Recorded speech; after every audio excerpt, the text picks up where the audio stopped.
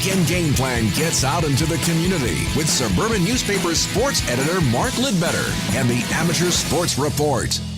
And you can also follow him at Lidlines on Twitter and sports@thesuburban.com to get in touch. Mark, how you doing?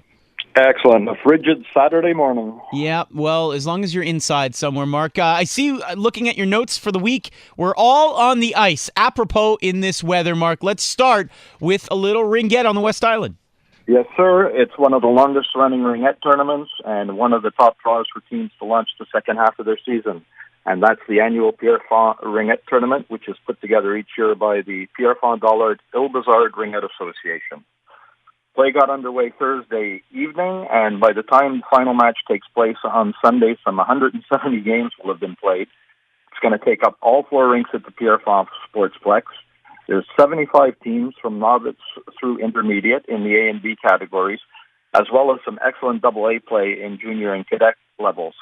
They're all from around Quebec. Ontario comes in, and the Maritimes are represented by squads from PEI and New Brunswick.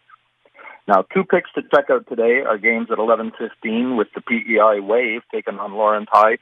And at 4 p.m., you got a great rivalry taking place when Rive Sud faces Lac St. Louis, and that's at the cadet AA level. And that will be both games on Rink 4 at the Sportsplex if anybody wants to check it out. Then Sunday, they'll feature all the championship matches starting at 12:30. So, it's great, like I say, really fast-paced and something to do and get in from the cold and go to an arena. All right. Speaking of arena, let's go to the ice for a little curling here. The Quebec Junior Curling Championships. We got a local tie-in here? Yeah, you've got Team Laurier St. George, a very strong squad. They went undefeated during the Canadian Junior Curling Championships, and they're going to represent the province at the upcoming Canadian Junior Curling Championships, which get underway January 13th and run to the 21st.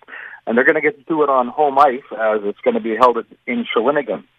Now, this unit looks to improve on their sixth place from last year at the Canadian Championships, which were held in Stratford, Ontario. Now, the team is composed of Skip Laurier St. George, her sister Cynthia, both of Laval. You've got Emily Riley from Bay Durfee and Noemi Gauthier from Jonquière that complete the squad. And they've been an up-and-coming squad at each age level, and hopefully they can maybe make podium this time around at Shawinigan. All right, and finally, staying on the ice in a little hockey item. This is funny, right? It's our third item, and it's all on the ice, and this is the first one that's actually hockey. Lac St. Louis Lions, what a great program. What do you got for us? Yeah, they get back to business this weekend. They had a pair of home games last night at the Dollard Civic Center, and they have one this afternoon. But what they're doing is they're looking to move up in the overall standings in the tax division, where they currently sit in fourth place, because the playoffs aren't that far off for the quest for the Jimmy Ferrari Cup.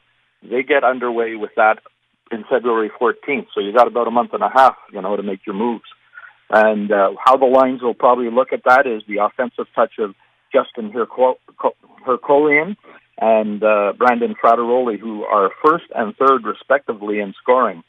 Hercolian had 53 points in the first 28 games, while Frateroli was good for 45 points in 27 contests. And last night, Lac St. Louis took on the Trois Rivières Estacades and started 2018 on a winning note. They had a pair of third-period goals, a power play tally, and an empty netter to secure a 3-1 win. Anyone looking to check out the action, they can see the Lions take on College Notre Dame Albatross at the Dollard Civic Center with a 3 p.m. puck drop this afternoon.